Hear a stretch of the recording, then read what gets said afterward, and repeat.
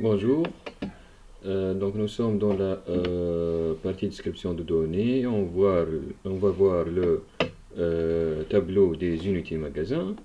Dont chaque case contient un enregistrement de type unité magasin. On va voir aussi le fichier des unités magasin. Donc il va initialiser le tableau des unités magasins. Donc tout d'abord, on va voir c'est quoi l'unité magasin, hein. Donc, ici, quand on fait un clic droit, hein, sur une case du château, hein, quand l'unité chef ou bien le roi, hein, avec la couronne, hein, ici, donc, est dans son campement, ou bien dans le commandement, ou bien le donjon, donc on peut recruter des unités, hein. Donc, si on clique sur recruter, on va avoir comme un magasin donc des unités qu'on peut acheter. Ce ne sont pas des unités que je possède, mais des unités que je peux acheter. Donc, ces unités, on va les appeler dans le jeu qu'on va, le programme du jeu qu'on va développer, des unités magasins. C'est ça, hein. Donc, vous voyez qu'il y a des unités de différents types, hein, c'est ça. Donc, ici, on a par exemple 4 types. Normalement, le magasin euh, c'est-à-dire de joueur ennemi, hein, c'est-à-dire si le joueur ennemi, s'il veut recruter des unités, il ne va pas avoir forcément les mêmes unités, hein. Donc il va avoir par exemple 4 unités différentes, hein. Donc pour notre cas, donc on a eu 10 types d'unités, hein, envoyés par email, hein, déjà. Donc, qu'est-ce qu'on va faire? Ces 10 unités, ces 10 types d'unités, on va choisir. Donc, on peut ouvrir le document résumé tâche, hein. Dans le résumé tâche, donc dans ce document très important, on doit consulter fréquemment donc, et lire toutes les données. Et à chaque fois qu'une nouvelle version est publiée, donc on doit le consulter et voir ce qu'il y a de nouveau, hein. Donc dans ce document, il nous indique que les 10 fiches type unité donc, sont distribuées comme suit. Donc chaque étudiant a ses 10 fiches différentes des autres étudiants, hein. Donc ou bien une fiche de type, ou bien un type, hein, un de ces types, sera choisi comme type de l'unité qui va être l'unité chef de joueur humain, hein. Donc je choisis un type pour l'unité chef de joueur humain, une autre pour, ou bien un autre type pour l'unité qui va être l'unité chef de joueur ennemi, hein. Euh, donc on n'a pas forcément dans le 10 types, par exemple le type chevalier, hein. Donc mon unité chef a un type chevalier. Donc on va le remplacer par un des types que j'ai reçu par email, hein. Donc je vais choisir un type d'unité, ou bien deux types d'unités, un pour le chef de joueur humain et un pour le chef de joueur ennemi. C'est ça, hein. On va remplacer sorcier des ténèbres par un des types que j'ai reçu par email. Parce que j'ai pas forcément ce type d'unité. Donc on va choisir un des types, hein, les deux types les plus forts des 10 types que j'ai reçus, hein. Donc, par exemple, comment on connaît qu'un type d'unité est plus fort que les autres? Donc, s'il a un niveau élevé, par exemple 3 ou bien 2, hein. Si tous les types, ou bien tous les types sont de même niveau, on va avoir des caractéristiques, hein. Donc celles qui ont les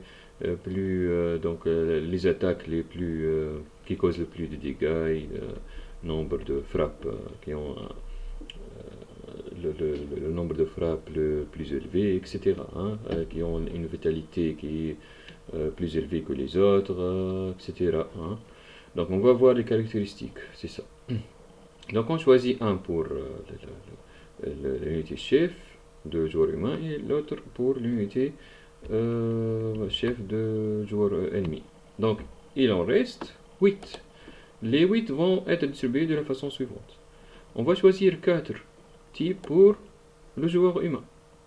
Et 4 types pour, ou bien fiche type, pour le joueur humain, 4 types. Et 4 types pour le joueur ennemi. C'est ça, joueur ennemi. Donc, cette remarque, qu'est-ce qu'elle dit? Donc, les 4 types qu'on a choisis pour le joueur ennemi, pour le joueur humain, on va les utiliser comme des types des unités magasins, et on va aussi les utiliser par la suite. On n'a pas déjà la vidéo de unité joueur, donc on va l'utiliser pour les unités joueurs. Donc, parce qu'on remarque ici que les mêmes types qu'on peut recruter sont les mêmes que les types des unités sur terrain. Donc, ici, par exemple, on a le porte-lance, le cavalier, l'archer et la petite frappe. Donc, les types des unités normaux. Donc, normal. Non, on ne parle pas de l'unité chef. Donc, ici, si on ouvre le recrutement, on va trouver les mêmes types. Donc, archer, cavalier, petite frappe, porte-lance. Donc, 4 types pour les unités magasins. Donc, celles-ci qu'on peut les acheter. Et on va l'utiliser par la suite. Ces mêmes 4 types pour les unités joueurs. Ce sont les unités sur terrain. Donc, ici, par exemple, C3, si on choisit de remplacer le porte-lance par un des 4 types qu'on a choisi. Par exemple, le guerrier nain. Si j'ai le type guerrier nain, par exemple. Donc, ces 4 unités porte-lance vont avoir le même type guerrier nain. Si je choisis de remplacer par exemple le cavalier par l'archer elfe, donc ces 3 unités vont avoir le type au lieu de cavalier, donc archer nain. Donc, même chose ici, donc ce qui nous intéresse dans cette vidéo, on va mettre ces 4 types pour les unités magasins. Donc, revenons au... Donc, on a fait le choix. Donc, même chose pour les unités ennemies. Nous allons utiliser pour les types des unités à recruter au magasin et pour les unités de départ du joueur humain. C'est ça. Donc, revenons à notre enregistrement. Donc, on va à chaque fois remplir le champ ID unité magasin. Donc, ce sont des ID, donc des numéros d'ordre, c'est-à-dire si j'ai 8 unités magasins, 4 pour le joueur humain et 4 pour le joueur ennemi, donc je vais avoir 1, 2, 3, 5, 4, 5, 6, 7, 8, c'est ça. Donc de 1 jusqu'à 8. Donc, par exemple, on va commencer par l'unité 1. ID fiche type unité, donc c'est le ID de la fiche type unité, un des 10 que j'ai reçu, qu'on a dit tout à l'heure que j'ai choisi par exemple au lieu de Archer. Donc on va mettre le ID fiche type unité, donc on a choisi au lieu de Archer, c'est ça.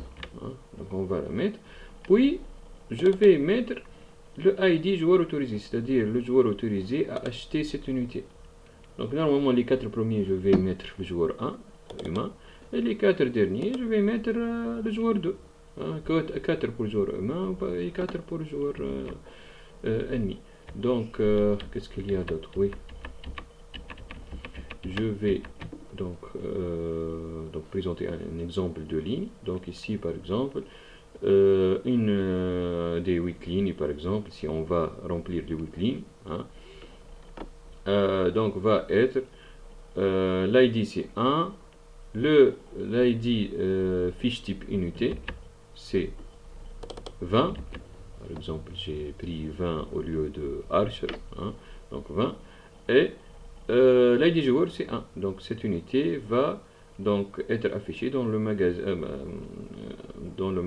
de joueurs humains, c'est ça.